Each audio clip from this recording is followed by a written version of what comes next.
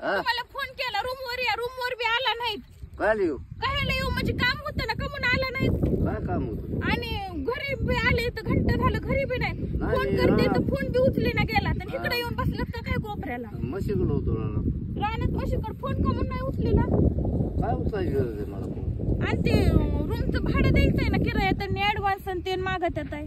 कोण द्यायचं? कुणी द्यायचं म्हणजे तुम्ही द्या ना। तुम्ही नवरा बायको काय आलाय? नवरा बायको आता तुम्ही माझ्या नवऱ्याला हाकलून लावले, त्यांना काही काम धंदा नाही काही नाही, मग कोण देईन?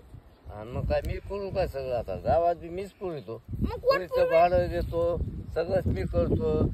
काय तुम्हीच करून दिलाय तसला अनपड नवरा, त्यांना काही काम अनपड असला म्हणजे तुला म्हणतो का अनपड कर म्हणून? मग तुम्हीच दिलाय ना नोकरी म्हणून, त्यांना हाय का नोकरी? ते कुठं काम धंदा करतात का? काहीच करीत नाहीत ते, दिवसभर नुसते झोपलेले असतात, खात्यात पित्यात झोपत आहेत। इथून तुम्ही जे लावून देतात का ते घेते तर मला म्हणतात कर, मग मी करीते आणि खात्यात पित्यात झोपत। दीदी तुम्हाला अन्न बी देतो ना, दूध देतोय, तुम्हाला काय पाहिजे तुम्ही ते देतात का तेवढंच आहे? देतोय, दळण देतोय, अजून पाहिजे तरी काय तुम्ही देतात का तेवढंच आहे घरामध्ये, दुसरं ते माणूस काहीच आणत नाही। म्हणजे जो नवरा आहे का माझा, नवरा आहे तर काय मग नुसता भाऊ आहे काय? तुम्ही पप्पा या त्यांना समजून सांगा, म्हणावं बाबा जावाई बापू काहीतरी काम धंदा करा, कवारा असं।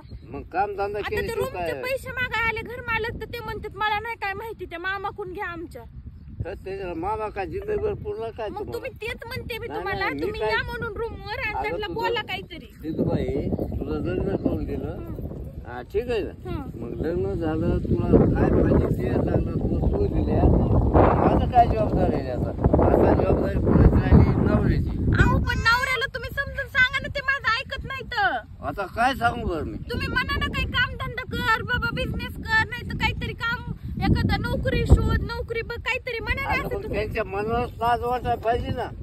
त्यांच्या मनाला लाज वाटत नाही म्हणून तर मी आता ध्या दुपारा निघले होते, आत्ताशी पोहोचले इथं, म्हणून तर त्याच्यासाठी आले ना मग तुम्हाला सांगायला। माझ्या जीवाला ताप आहे बाबा, तुम्हाला या म्हणलं होतं तिथे येऊन बोला, पुन्हा माझ्या जीवाला टेन्शन अजून। तुम्हाला तिथे येऊन बोला म्हणलं होतं तर तुम्ही ते बी आला नाही, घरी आले तर घरी बी नाही, तर इथं सापडीत आले तुम्ही इकडे बसलेले। इकडं म्हशी आता फोन बी उचले ना, काहीच करेना। बघू नको कधी येता मग आता गावात? कधी त्यांना काय सांगा करू मी?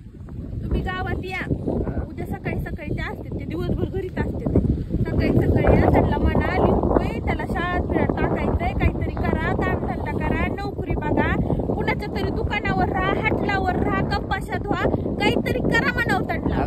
तू ऐक, तुला सांगितल्याला आणि मी सांगितल्याला लय फरक आहे। मी बी तेच म्हणते, मी सांगितलेला आणि तुम्ही सांगितलेला तर लय मोठा फरक आहे। मी ऐका माझं पहिलं, मी सांगितलेला एवढा फरक पडतोय, तुम्ही सांगितलं ना एवढा फरक पडतोय, त्याच्यामुळे तुम्ही या आणि त्यांना सांगा। अगं मला काय म्हणायचंय, तो बी सांगायला पाहिजे, मी पप्पा बाबा आपण खायचं कुठून?